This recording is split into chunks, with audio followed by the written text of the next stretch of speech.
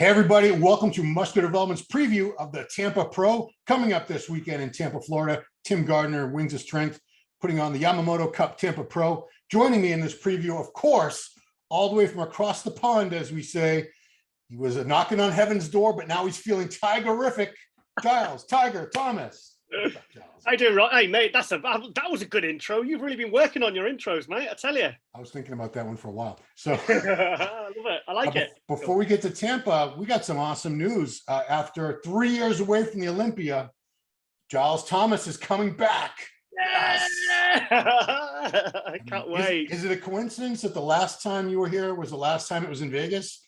And now you're coming back, it's in Vegas? I think so. Yeah, I never got to see it in Florida. So I missed 2020, 21. Obviously, I was there in 2019 when Brandon Curry won. Yep. And do you remember? Because literally, as he was getting his check, I'd started organizing the Olympia All-Star Tour for Brandon. Because obviously, he was only been 5th place the year before. And I was just like, yeah, you know, because obviously that made the tour a bit of a much easier sell with him being Mr. Olympia. Sure. But yeah, so you and I have done 3 Olympias together, 17, 18, and 19. 2020, obviously we had to skip because of the pandemic. In 2021, you know, I obviously skipped as well. But I'm so excited to be coming back, mate. I mean, this is plus, I mean, because I can pretty much get the green light to start back training myself in about 4 weeks. And I've literally got the Olympia as my end. Literally, it's like in my mind, I'm going to be prepping for the Olympia as well, in my own mind, with my training and my diet and everything. Because mate, I haven't trained since this all happened. I had major surgery.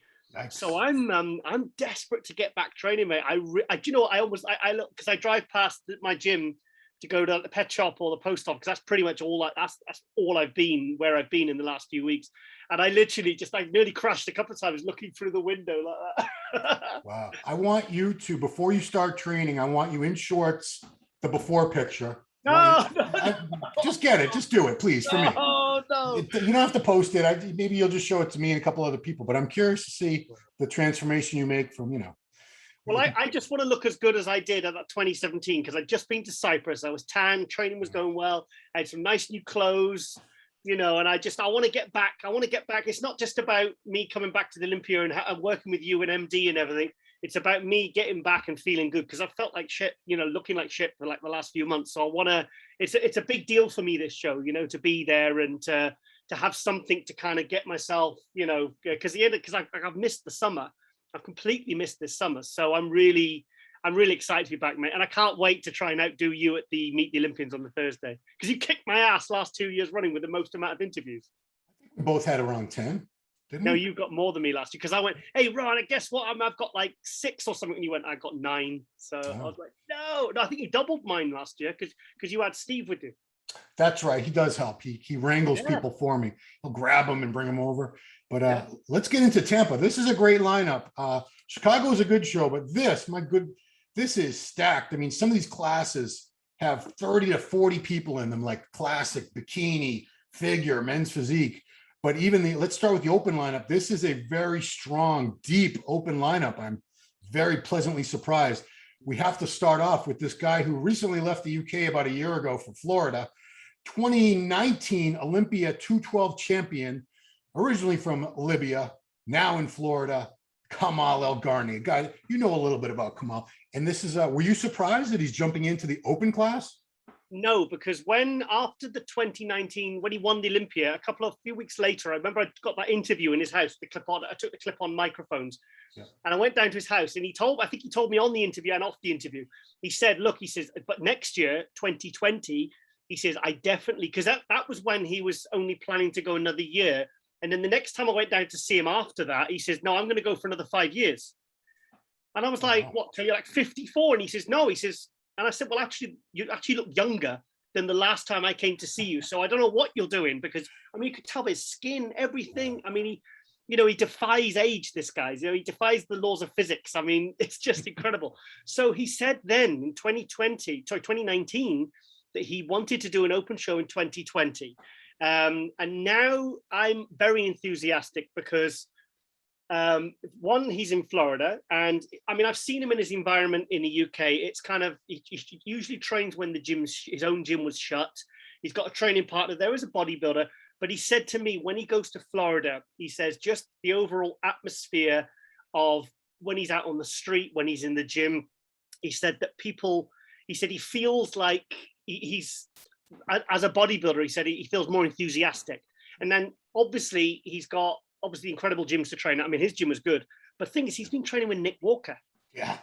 So, and I mean, and I think is I've seen Kamal train in the UK, and he does train hard, but I've seen some of the videos out there, and he's got this different sort of energy about him now. He's like, he's training with Nick Walker, and I just think he's in the perfect environment. And I honestly think we're going to see the best version of Kamal we've ever seen. And I want to ask you, as I asked you before we started filming, I asked you what you said he's going to weigh at Tampa, because you've just interviewed him for Runline. Yeah, he feels 220 on the dot is where he's going to wind up. Right. Okay. Well, for one thing, Kamal's never out of condition. Right. And when Kamal won the 212, he was 205. Wow. When he came second the year after 2020 to Sean Clarida, he was, I think, just over a kilo heavier. So he was around about 208.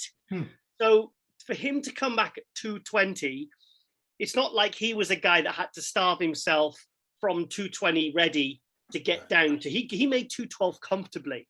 So for him now to come back to a legit 220, I just think we're going to see a version of Kamal we've never seen before. And I'm honestly, I was thinking about this before, like between him and Akeem. He's going to take Akeem in the back shots, mate. Yeah. What do you think? Yeah. Oh, I think that's where let's get into Akeem next, because Akeem is probably on paper.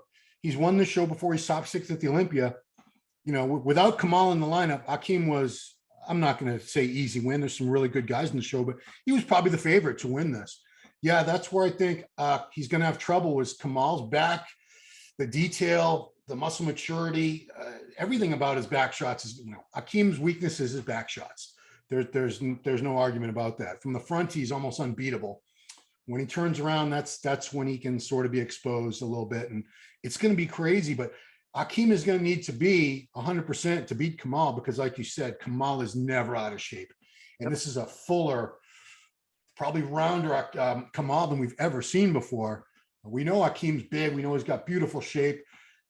His conditioning, it's still not always 100%. Sometimes it's a little bit off. Sometimes it's better than others. I mean, this is going to be a battle. I mean, it's not a 2-man show. We got great guys in this, but I do foresee it coming to them. Yeah, I mean, what we saw with Akeem in 2020, because he was ninth 2 years running, and then in 2020, he moved up to 6th place, and he finally really started to get the back detail that he was always criticized for. But then last year, I felt like his back shots went backwards. The lower lats were actually worse than they were in 2019 and 2018. 2018, yeah, so I'm trying to get the numbers right. And I feel like that's like when Nasso, we turn to the back, he'd be beating Dorian from the other angles and the other guys. But I feel like he's got to get those back shots dialed in. Otherwise, like he did in 2020, because he was top 6, he was 6th place, right? Because he made those strides forward, from the front and the side, he's absolutely devastating. I mean, the side chest, I think he's probably got one of the best side chests in the industry right now. Yep. But I just hope if his back shots look like they did at the Olympia last year, Kamal will take him apart. Yeah, Kamal will take him apart. And I tell you what, I remember back in 2002. Going back to Kamal. Yeah, I was with him backstage at the NABA Worlds 2002. It was, and nobody was paying attention to Kamal. Nobody. And basically, long story short, he ended up getting on stage, beating winning the overall and everything. So, you can't underestimate these small guys, even next to a monster like Akeem Williams. So Akeem, I saw a picture of him 4 weeks out. It's not on his Instagram. I think it was on another Instagram page. And at 4 weeks out, he looked pretty much in the same condition as when he did the Olympia last year. So I'm really hoping that they've kind of taken it back to 2020, with how he looked in terms of conditioning, because a big guy like that, if he's not in condition, he's gonna, I mean, it's not going to be humiliating for him to be beat by a much smaller guy, but he could get beaten by a smaller guy if he's not in condition. I mean, look what happened at the Legion last fall, 2 weeks after the Olympia. 170-pound Sean Clarida beats 280-pound Sergio Oliva, 265-pound Regan Grimes. Yeah, it can happen. It might happen. We'll see. It's going to be David versus Goliath or Kamal versus Akim. Kamal's 40 pounds heavier than Clarida. Yeah, he is. Uber. And it's that's crazy that you say he was in 2020, you say he was about 208. So this is 12 more pounds. That's the only thing I wanted to see out of Kamal. I love his physique, but I said, if he could just be a little bigger and fuller, please. And we're going to see it. Thank God. And I think that's in the photo I saw, the frontal bicep, the leg sweep looks a bit better than it was, because, when the guys get 45 plus, they say the sweep on the leg starts to go. Yeah. And I don't know if it's just the angle of the photo or whether it was, I don't know, but his legs look like they've kind of, they've gone back to, maybe how they were. So, and I think I just hope that at 220 it's not gone to his waistline, because I hope it's all gone to his shoulders and and everything else. But from what I've seen, he's looking absolutely sensational. And I wonder what he'll actually end up weighing on stage, because they always say 220, but by the time they drop water and sometimes they end up like 6, 7, 8 pounds lighter than that. So, right. But I think either way we're going to see an all-time best version of Kamal. So my dark horse, though. I'm not saying he's going to beat these two guys, but I see him in this mix is Quint Beastwood, 26-year-old Quentin Quintoria from the Toronto, Canada area. This kid, man, I don't know if you've seen any of his recent progress, because we call them progress picks, preview picks. He's about 265, tiny waist, crazy flaring lats, super peak biceps, got that tricep drop, the crazy quad sweep. It's a beautiful shape. He reminds me a little bit of Samson Dauda, a little bit, but man, I think he could be in that mix. He's got enough size. He's been putting size on very gradually. He had to remind me, he did a couple of those fall shows. He did Romania. He was second to Regan there, I think. No. He wasn't. He was like fourth. It was like fifth. Yeah, you're right. He was second. That Romania. I did the live stream. Which one was he second at? He was second at one of those other shows he did last year, Toronto Pro. Because they did the Toronto Pro at the end of last year, and then they did it again this year. But Quentin Quintoria, guys, keep an eye out for him. I'm a big fan. Very good.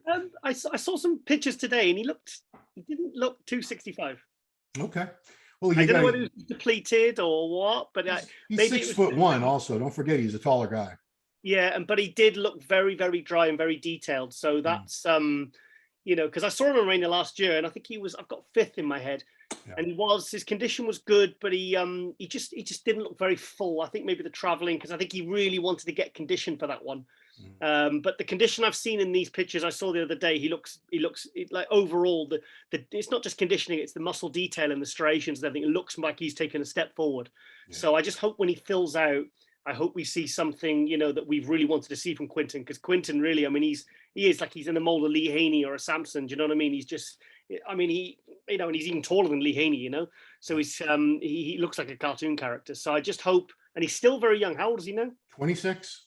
26. We say we want to see these guys take their time, but at the same time, we want to see them make strides, Yeah. So I want to see him, he's a factor. I don't know how he'll stack up next to Akeem, but I guess we'll see. But he probably will have better detail than Akeem. Probably. Next big guy we want to talk about, and this guy's got to be super hungry for this win. Phil Clahar, the Jamaican tank. Man, Phil is hungry for this win. He's done a few shows this year already. He did Boston Pro. Where did I see him? Where else did I see him? Was he in Legion? He's been in a few shows I've been at. It's all a blur to me now, but man, he just needs to dial it in a little bit more. If he can recapture that Texas Pro look that he had last year, that was a fantastic look. That look would give any of these people trouble that we're talking about. If he turns up in the Texas condition, I think potentially there's someone that could give Akeem and Kamal. Hang on, I've got to think about this. I don't see him even looking like he did in Texas. I don't know whether I see him giving Kamal and Akeem problems. I don't. But thing is, where he can catch up on Akeem is the back shots, because his back shots are sensational. He really was. It was a flip of a coin between him and Kuklo and Avalier last year at the Texas. Yeah. So I'm just trying to think. Because he's, like you said, he's a big guy. He's like in the 260s. But I just hope because Boston was a bit of a disappointment for him. I think he kind of hoped he would come in like he did at Texas, right. But I said actually at I think it was the review with you, I said I think he just needs to do more shows and carry on prepping.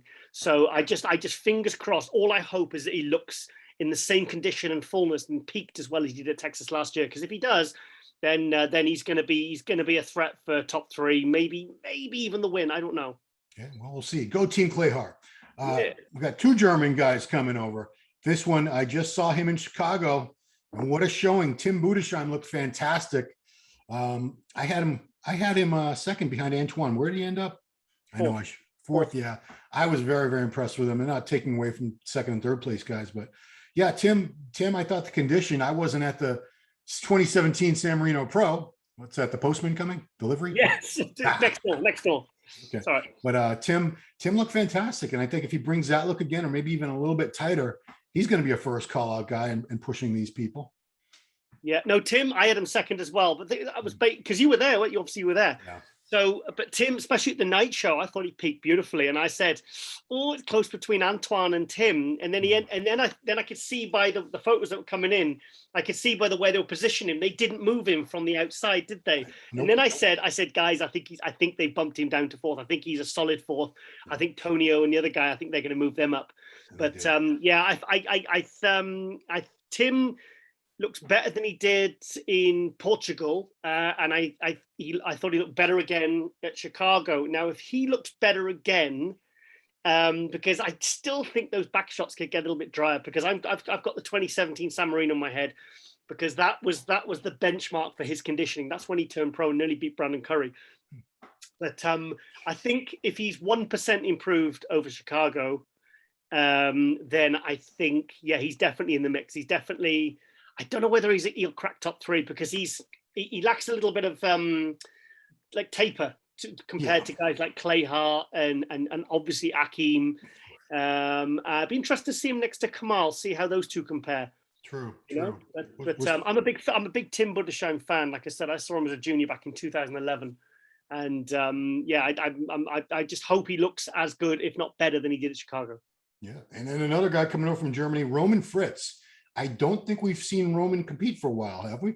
Doesn't seem like it. No, I've not seen him. I mean, it's got a good few years now, but I saw a video of him doing some posing and stuff, and he looks kind of the same. The condition's always good. The symmetry is very good.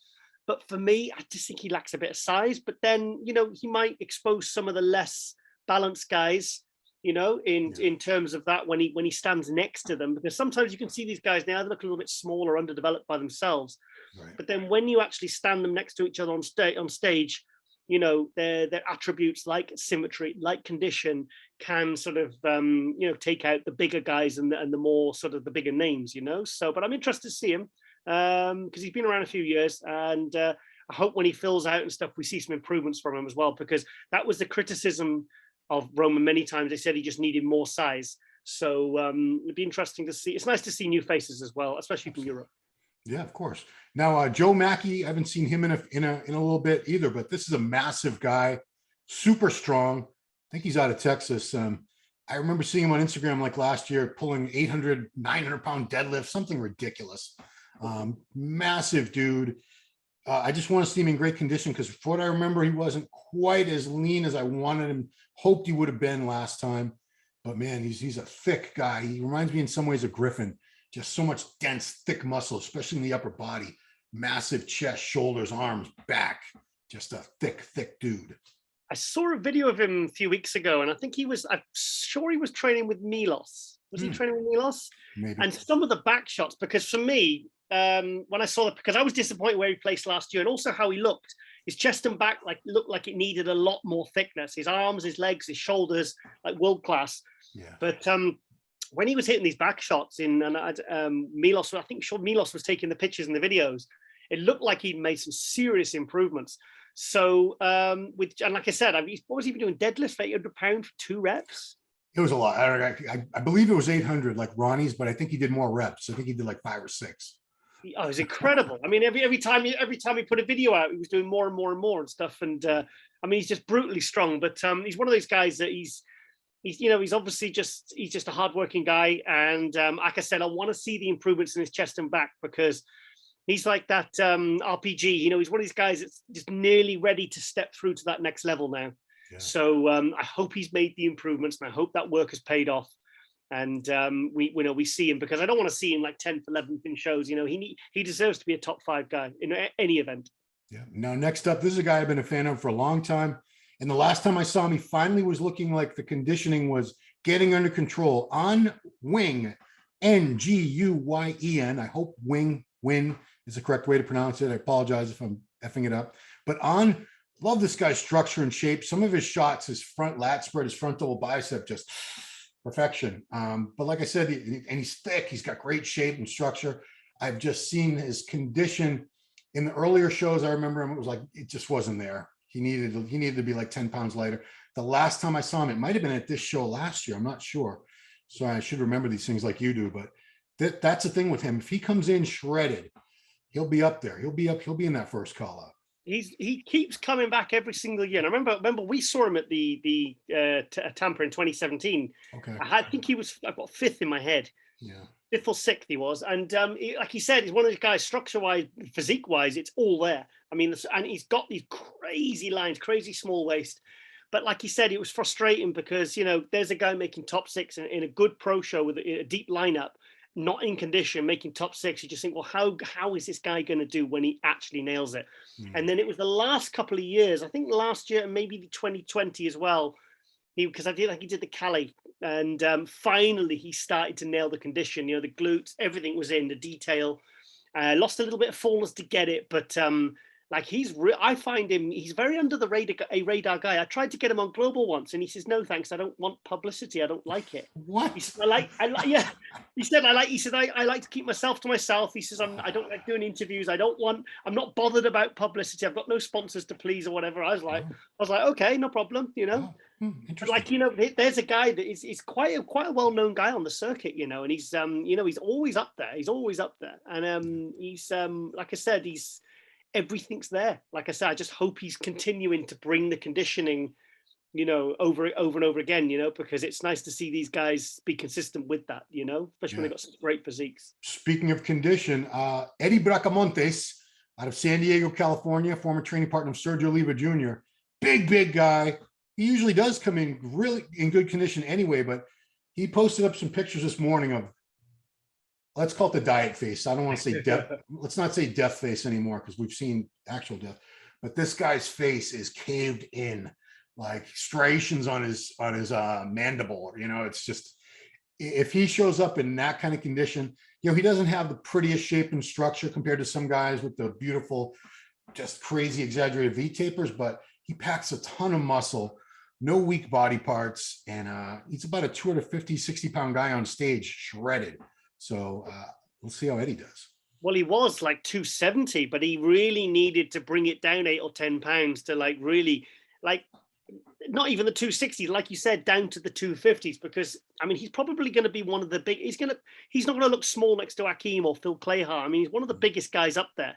He's a really, you know, and he's big all over, you know, but it's really frustrating again when you see these guys with that kind of muscle and then not bringing the condition. I mean, I think he competed last year, and his legs have barely any separation, and you know, so I just hope that condition in his face is going to represent on his body, because but I'd be very interested to see an Eddie Bracamontes around 250s, because I think maybe I don't know, I'm just guessing, but maybe he was someone that was concentrating on the scale too much. Yeah, I don't know. You know, but and I hope he's got people around him that know what condition is, not like, oh, you're ready, and you know, and he's like 20 pounds out, you know. Yeah. So, but he's a monster. He's an absolute monster, and I like him as well, and I'm rooting for him. Big and ripped. If we're talking about that, we got to go with Morgan Ast from France. Yeah. 3,000 pounds on stage, big dude. No, we said he's about 6. We think he's about 6'3". Yeah, he's 6'3" and 315, 320. What's Chris Aceto posted a number. It was 145 kilos, I think. That's kilos, man. I don't know kilos. What's that? Yeah, it was something like 104, and I tapped 2.2, and it worked out something. It was like 316 or 318 or 315 or something. Yeah. You know, and that's a guy that's 315 shredded. Yes. Yeah, I mean, Portugal was the show he did this year, right? I believe so, yeah. I mean, he didn't get a good look in Portugal, But when he shows up like that, he typically is not going to get first call out just because we have these guys with a beautiful shape and symmetry. But if you're going by pure muscle mass and condition, this is a guy that's done so much with what his creator gave him. He's just built an ungodly amount of muscle and he gets in disgusting condition. Disgusting being a good thing in this case. So I wish you the best, Morgan. Dorian. No, hang on. He got a 6th. What was the show? Not the Chicago, the one before. He got 6th. New York Pro? No, he wasn't New York Pro. No. I've there's been that many shows I've lost count, but he got a top 6 at a recent show, and I was really happy for him because he still could have got a little bit drier compared to what we've seen from him at the Arnold Classic and the New York Pro last year. So if he's dialed it in a little bit more, because that's what I like. I just, he doesn't have the best shape, but he's got a huge amount of muscle and he brings condition every single time. And I just like his back shots are just is sensational. And he's obviously a crowd favorite when he's there. So I'm just really happy that he's carrying on competing as well, because I'd like to see him maybe back to that 2020 Arnold Classic condition. And with that amount of size, it's just impressive to see and good for the fans. Yeah, I mean, there's a lot of fans out there that they're not concerned with oh no, some fans don't care about shape and structure. They just really want to see freaks. And look up freak in the dictionary. Morgan's picture's right there. The kids out there are like, what's a dictionary? Don't worry about it, kids. So what's a phone book? Don't worry about it, kids. Dorian Haywood, I believe this will be his 5th or 6th show of the season. He just keeps on persevering. He wants that Olympia qualification. He's somebody, him and his coach, Dave Kalick, they're very receptive to constructive criticism. And Dave always comes up to me, and whether he likes it or not, he knows I'm going to give him my honest opinion. And last show I said his legs were soft. He needs a little more back. I still want more leg sweep. He's like, got it. So it's only been a couple weeks, but condition can change a lot in 2 weeks. I was not impressed with his leg condition. The separation should have been deeper and clearer. If that's in there, he'll be in the mix if he's dialed in for this. But he said in Chicago, he jumped in at the very last minute as he was. Yeah, I mean, I don't know whether to believe that. Well, I think he was prepping for this. I think this was the target, but he'd already done a couple shows, so it's not like he was just off season. Like, I think I'll do the Chicago Pro. It's coming up Saturday. I'll do that. Yeah, but he did look nice and full in Chicago. But I said that guy needs to suffer for 2 weeks. He needs to go 0 carb, get on the stepper and really suffer and drop about 4 kilos in the next 2 weeks, really like 7-8 pound. He needs to drop that. Otherwise he's not going to do himself justice. So like he said, he's a big guy. He kind of leveled up last year and he was going from like 3rd call out to 1st and 2nd call out. He's had some good placings in the last year, but with that amount of mass, you've got to be ready. You've got to be shredded, because you can have all the great massive shoulders and, the great most muscular poses and side chest and, but you've got to bring that condition. Like you said, he was soft in the legs. In fact, I thought at Chicago, his legs had a little bit more sweep than they did earlier on in the season. I think you were seeing things. I mean, I'm when it comes to legs, I'm such a snob, just like you are with condition. I expect everyone to have these massive sweeping quads with prostrations and cuts that deep between the quadricep heads. But yeah, he's working hard. He's after it. He's not one of those guys who just, you give him a critique and he's like, shut up. What do you know? I'm perfect. Yeah. So last but not least in the open class, quite possibly the world's largest Korean, Sung Chul Lee. This guy is big. He's round and full. He's got a tiny waist. I've only seen him a couple times. I think at the Olympia maybe 2 years ago. Was it the Olympia you were at? Was it the 2019 where you were at? 2020 got 12th. 2020, yeah. I mean, he's very impressive. And if he's improved even more since then, condition and all that, stage color was an issue. I remember at one of the shows.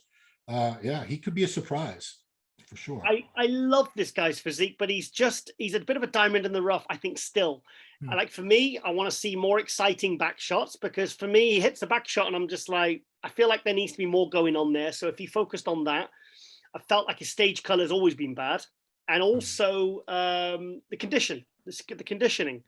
So, but if you he competed at the Korea a few weeks ago. Okay.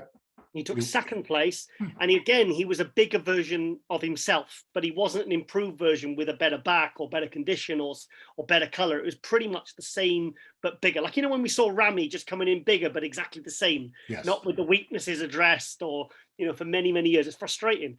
But I mean, if he could really tighten it up from when he competed in Korea. When was Korea? Was it about a month ago? I forget, but yeah, I mean, it was. I remember looking at the lineup. I think everybody was from Korea. Yeah, there was the guy that won it was from an Oxygen. He was from Oxygen. Oh, really? Okay. Yeah, he was a Kuwaiti, I think, Iranian, so one of the Middle Eastern guys. He was called Mo something. I forget it. Okay. He was a newcomer, and he basically won because he was in by far the best condition. He didn't actually have a better physique than Seung Chul Lee, and yeah, I just hope he nails that conditioning and. Because he's a kind of like I don't know whether he's a first call out guy, but I think here he's gonna be the top of the second call out. I think he's like a fifth, sixth guy. But if he's really shredded and he's really leveled up in terms of conditioning, he could maybe move up into the lower end of that first call out. Like the third to fifth, maybe fourth, fifth, maybe. I'm being generous there, I think. You are. So let's move on to 212 because I believe this is so far the best 212 lineup of the 2022 season that I've seen so far. It's got some talent in it. We got to start with the heavy favorite, the prodigy, Keon Pearson. So Keon, when he won the Chicago Pro last year, 212, but I still was not impressed with his condition. I thought he won it at 85%, of what he was capable of condition wise. Based on all the pictures I'm seeing, he's living in Texas now. He's training with that whole Gasp crew. Fitzwater and Branch and John, the whole crew. It looks to me like he's in better condition than I've ever seen him before. As you say, will that translate to the stage, or is that just the Instagram that we're getting? I don't know. I hope and pray we see this guy shredded finally, because what an incredible physique on Keon.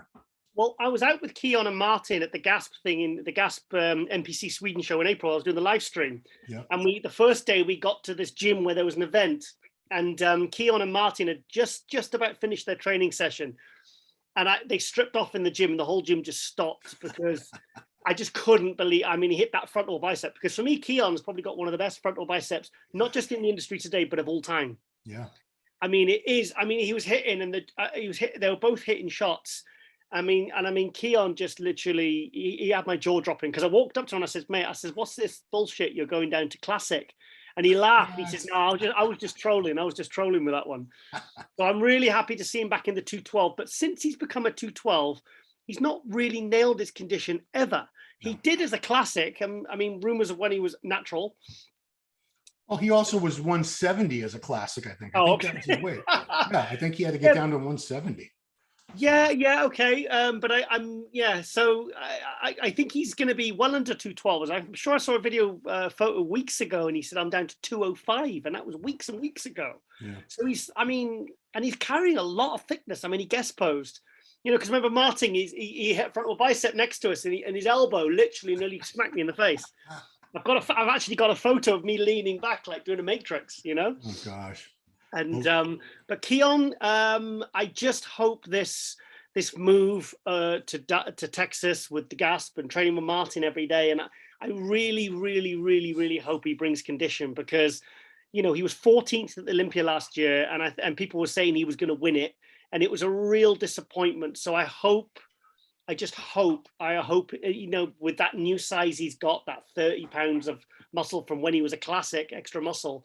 I just hope he manages, because otherwise it's going to be a real disappointment. And thing is, like you said, you stole my words. This is the best 212 lineup I think I've seen outside of Olympia ever. I mean, I literally can't. I was racking my brains driving back from the pet shop earlier on, and I was thinking, have I ever seen a 212 lineup? Because I've vocalized what I've said about the 212. I think the 212 might be in a bit of trouble. Yes. With guys like Clarida, Calderon, and they're stepping over to the open, and they're doing well, and there's rumors of what Lunsford, the speculation of what he's going to do. So it's very encouraging to see lineups like this, this deep. But my point is, if Keon doesn't bring condition, I mean, he's going to get his ass kicked here. Yeah. Because this lineup is no joke. I mean, a couple of names aside, this is like an Olympia level lineup. Yeah. So he needs to bring his best if he wants to win this. And because I know he's doing Texas. Is Texas next week?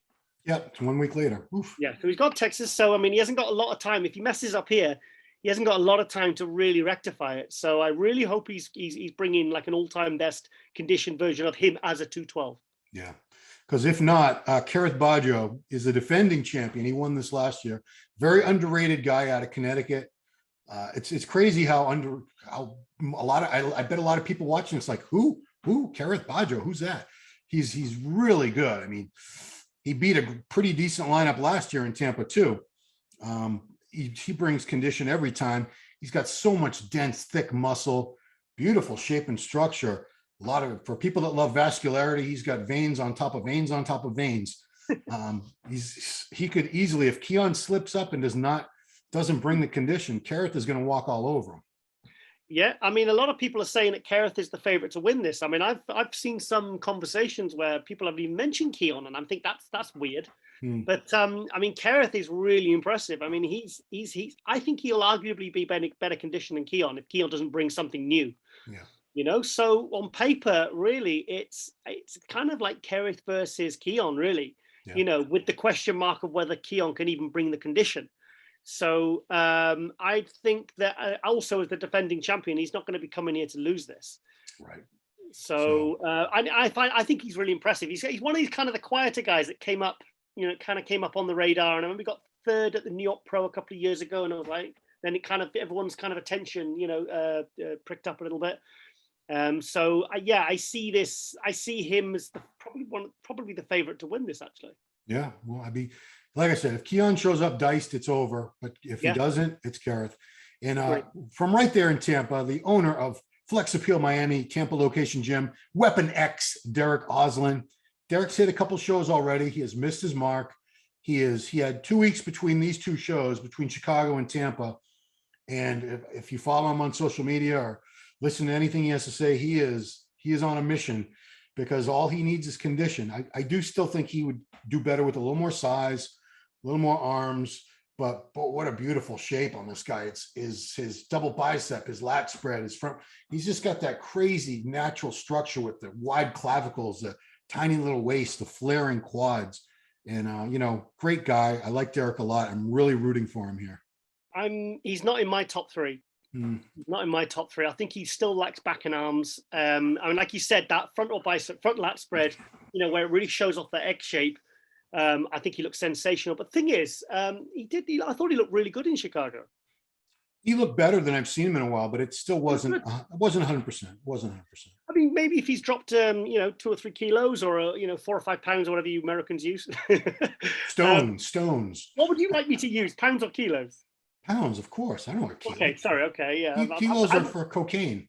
I haven't been to America for a couple of years, you know, just remember that.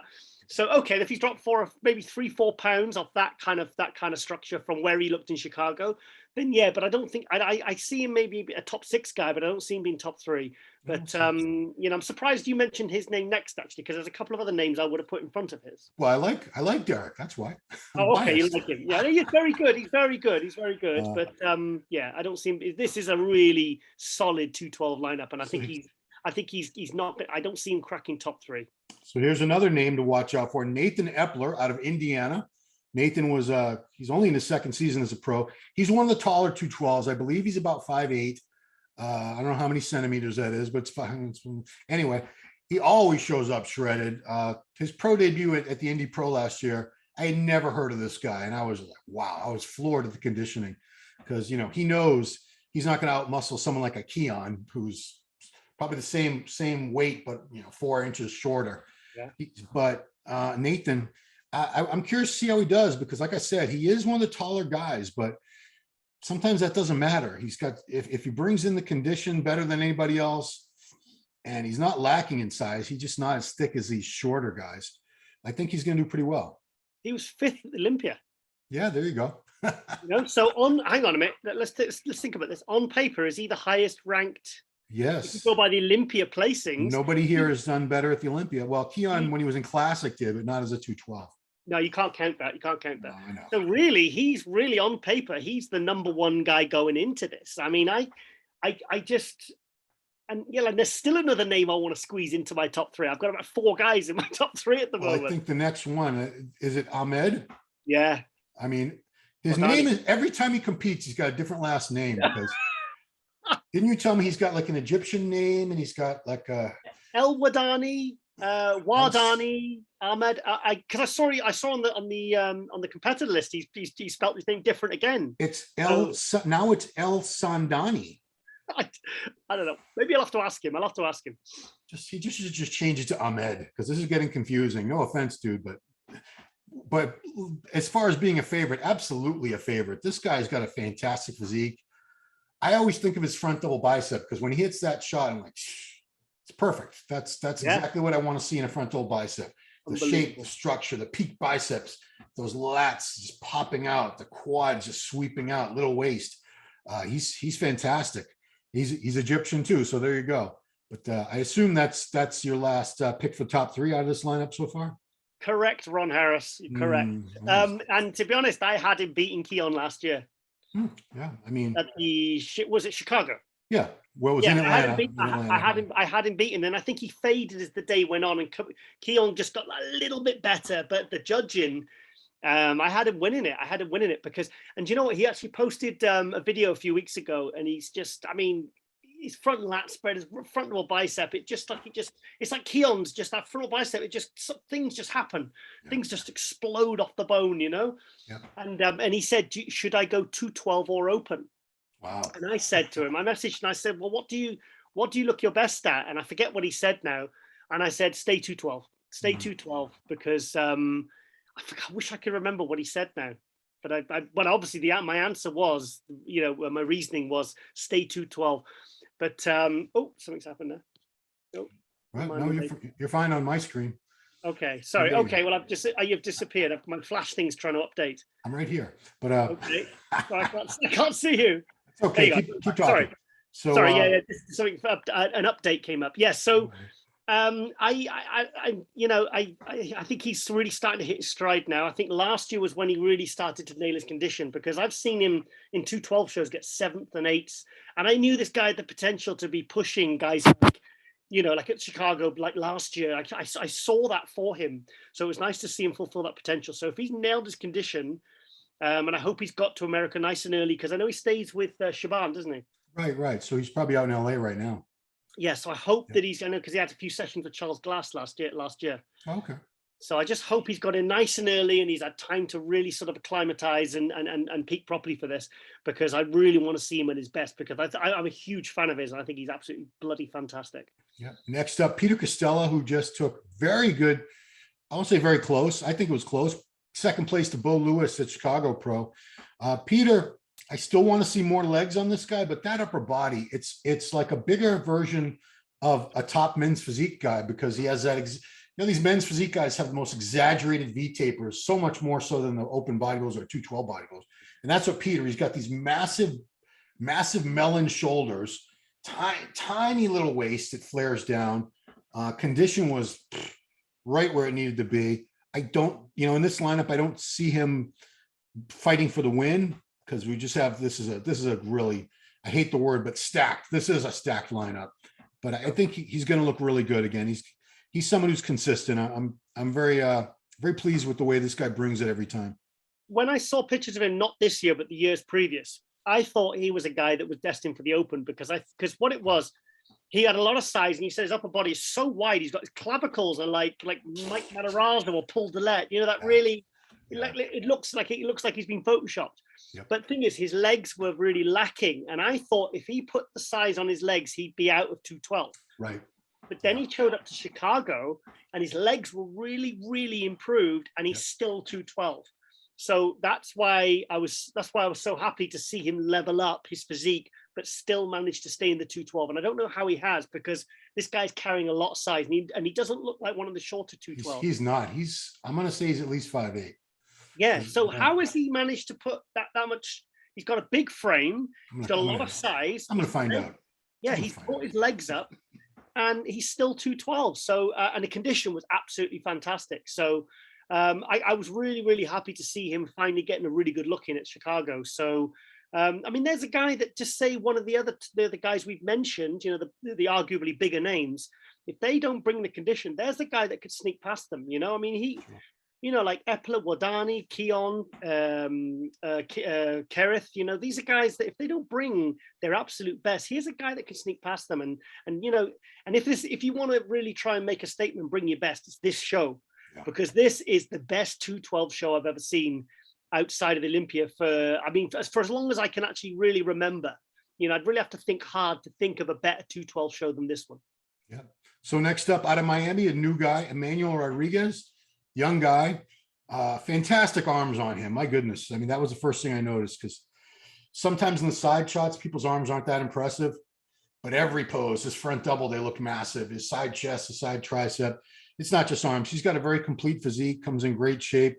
And he's got that fresh new muscle because he's still a newer bodybuilder. I'm not really sure how long he's been competing, but he's still a young guy, got that enthusiasm. So I wish him the best. And he's Cuban like my wife, and last name is Rodriguez like her name used to be. So 10 points for Gryffindor. Yeah. Yeah, he's had some good placings, isn't he? He's had like top fives. I mean, he's had how many? 3 or 4 top fives now? Indy and New York, I think he was top 5 in both of those. Yeah. I think he did another show too. But last guy I want to mention, because I believe he's moving up from Classic. I didn't have time to research, but Moton Jr. I'm pretty sure Ricky was a pretty decent Classic physique competitor for the last few years. And looks like he's moving up to 212, which I'm happy to see, because anytime someone, if they're able to keep those proportions in the small waist and they just fill out a little bit more, it's usually pretty impressive. So I'm very, very much looking forward to seeing what Ricky looks like now.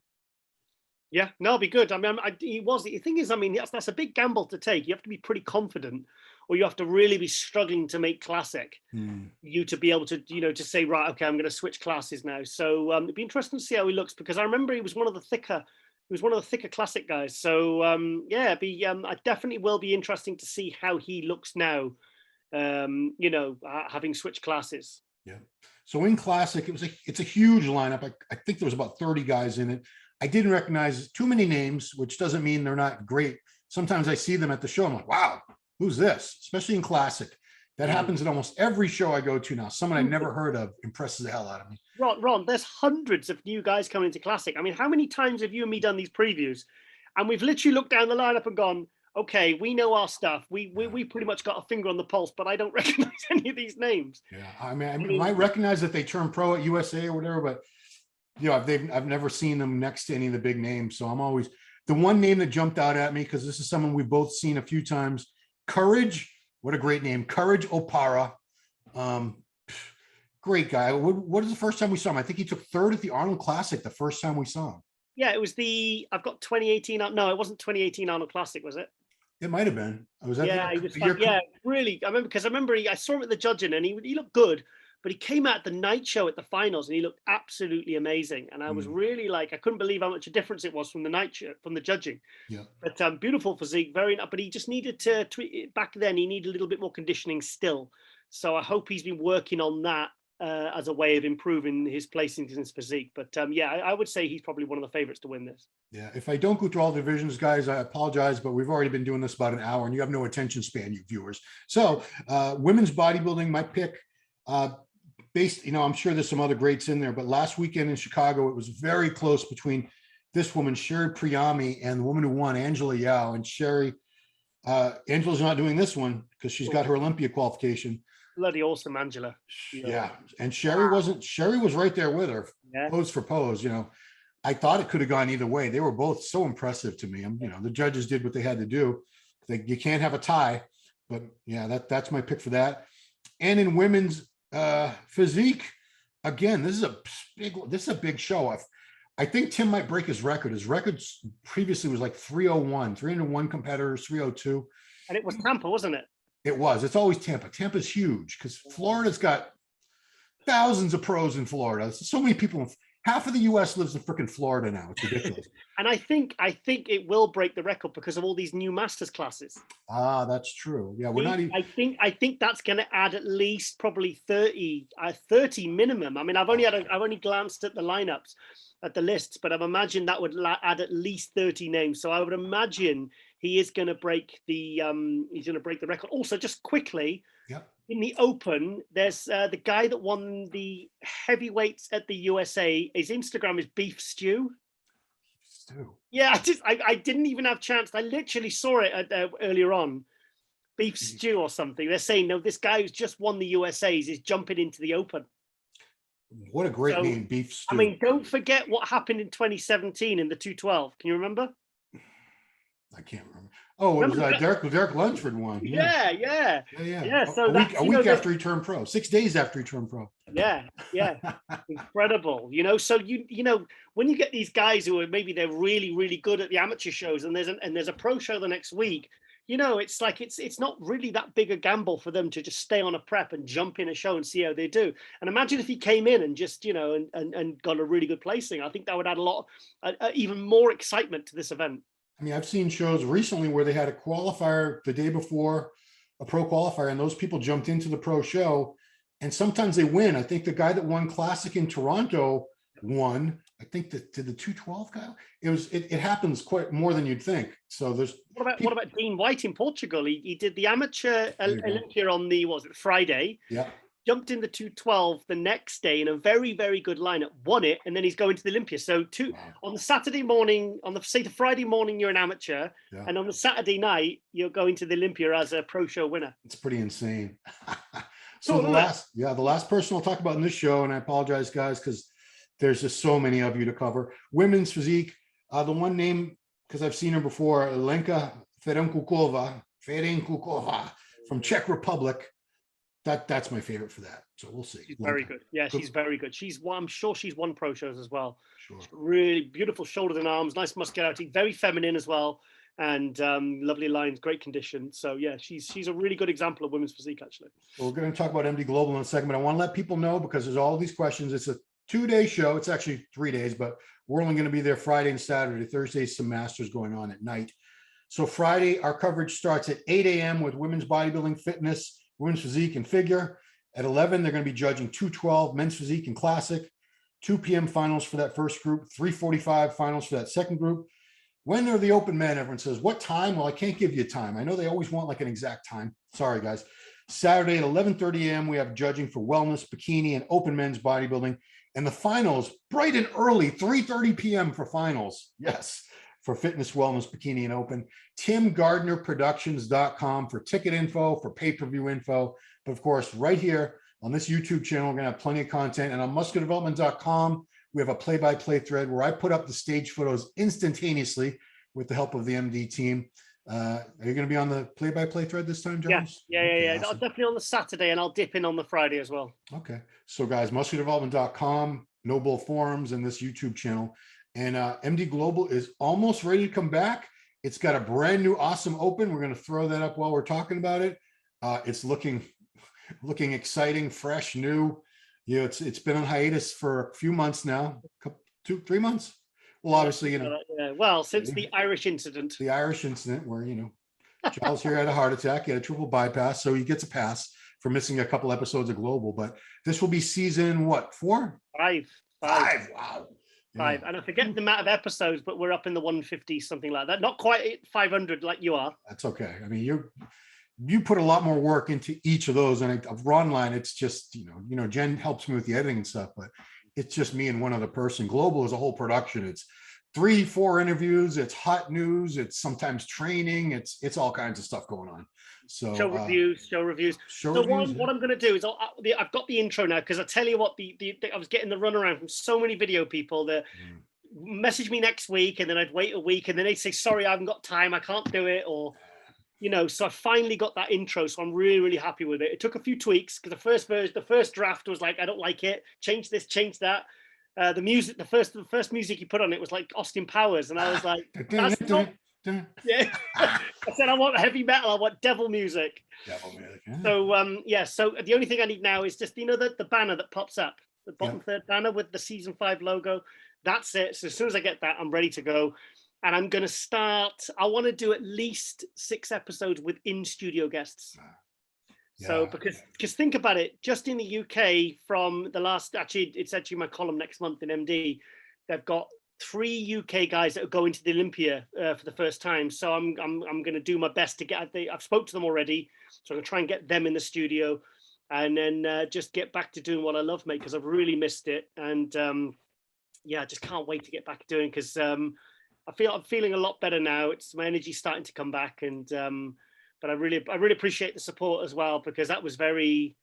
You know, I hate not being productive. It's torture for me. I can imagine. So I just want to get back, and also in September and October I'll start going to events. I'm down to go to Romania. I'm going to Sweden, Bulgaria. We're going to the Olympia. Spain, I think, is on the cards, and possibly a couple of other events in Europe as well. So, and I'll be covering those all for MD and doing reviews and everything on Global. So yeah, because think about it, I've lost my entire summer. I know. I've lost it. I've been under house arrest literally for the entire, and I am starting to go a bit crazy. I've got to admit. So September really is when I can start my life back, and obviously Global will be back, and the winter's actually going to be. I'm actually normally I look forward to summer. I'm actually looking forward to winter this year. So there you go. It's too freaking hot everywhere, man. This is getting ridiculous. It's not bad here, mate. It's not bad. It's 21, 20, and it was. I went out and I got my coffee in the morning. I walked around the garden. And speak to nature, and it was absolutely raining, but it was warm, so it was like I was literally just drenched. It felt beautiful. So right on. You know, yeah, it can't be that hot if you got your gas hoodie on. Yeah. No, I get very cold, you see, from the meds. Oh, okay, gotcha.